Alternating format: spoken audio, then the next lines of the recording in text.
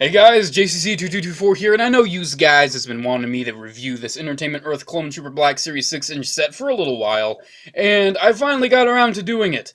These figures are pretty good, however they do have some inaccuracies to the actual in-film designs, and I do want to point those out. However, I want to just show these figures off with how freaking good the paint is. Some of them aren't really too good with the paint, and others are absolutely fantastic. And others are pretty good, and others are also absolutely fantastic. It's kind of a mix. So I want to go over the articulation first, because that is the thing that is identical across the board. And I want to go over it with the 212th, because I don't know if you know, but I'm a fan of Commander Cody and anything related to him. So he does have a pretty good upward at the head, as well as a downward. Good outward at the shoulders, bicep swivel, really weak double jointed elbows. It's only 90 degrees. I think they probably could have done something better to, you know, not have it be total crap. He does have hinges at the wrist. He has the in and out hinge and the up and down hinge. So those are pretty good choices. Fairly good joint at the torso there. And his leg joint is kind of irritating because it kind of goes up at an angle. However, it's not too terrible. Double jointed knees, as well as a really, really nice ankle joint. It moves forward quite a bit, and that's really good for running poses. And a pretty nice ankle pivot. So now that we've got articulation out of the way, let's look at the general details on all of these guys, starting with the 212th. And this guy looks really, really freaking good. I don't really have too much complaints with this guy, showing you him next to Commander Cody. One minor complaint I do have is I can tell the orange is slightly different. However, they look fantastic together.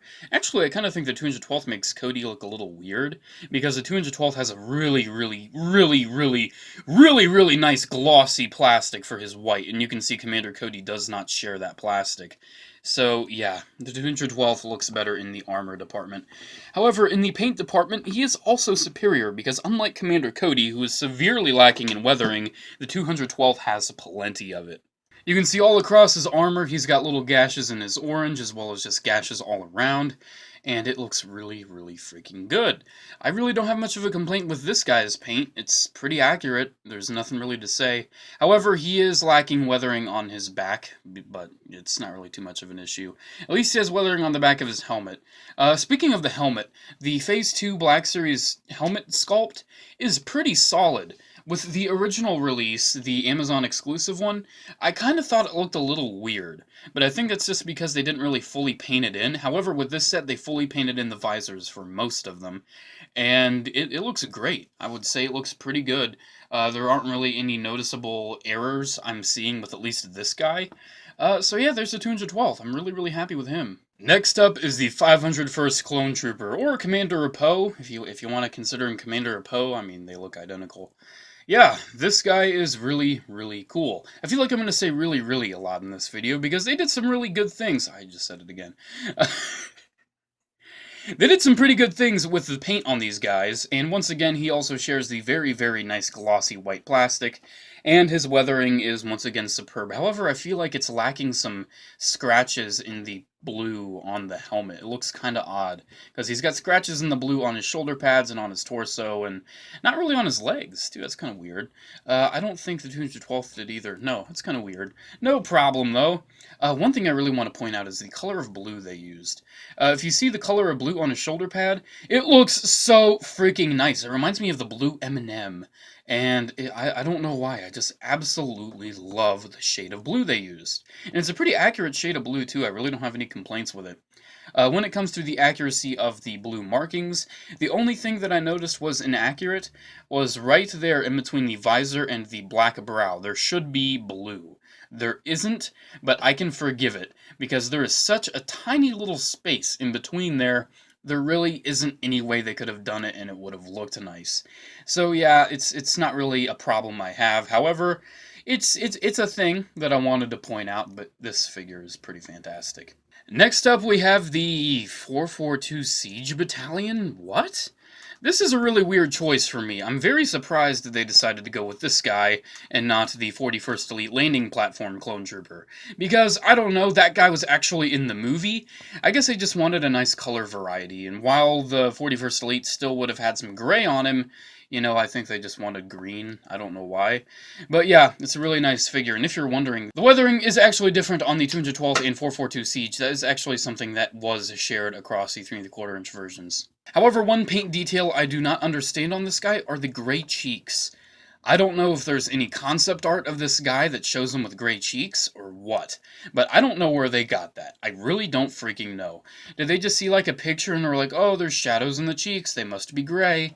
I don't know. Hasbro has a bad habit of doing that. And yeah, speaking of this guy, if you want a little more detail on the 442 Siege, he is unused concept art for Revenge of the Sith, along with the 5th Fleet Security, and the one with the dots on him was also an unused concept. Yeah, this guy is really nice. I like him. There really aren't any complaints. Also, the shade of green, once again, is a beautiful color. I've been praising all of these figures. However, I have some pretty big issues with the Shock Trooper. There are two big issues I have. Number one, the weathering on his chest looks like absolute garbage. I don't know what they're going with there. What is it? It's just like little scrapes that's like side to side. It looks like a cat just got on his armor and just scratched him up a little bit. The rest of his weathering seems pretty solid though. However, the biggest issue I have is the red chin. I don't know how they didn't get this right, but if you don't know how the Shock Trooper's design goes, the red chin is supposed to continue all the way to the edge of the mouth. And if you don't believe me, here's a picture of him from the movie. And if you still don't believe me, here's a 3¼ inch figure from probably 10 years ago that actually got that right. I think the reason why they didn't do that right is because another problem is these little red stripes are supposed to wrap around the thing on the helmet. However, they're just kind of on top with this guy, and that kind of takes up the space where it should be at the corner of the mouth.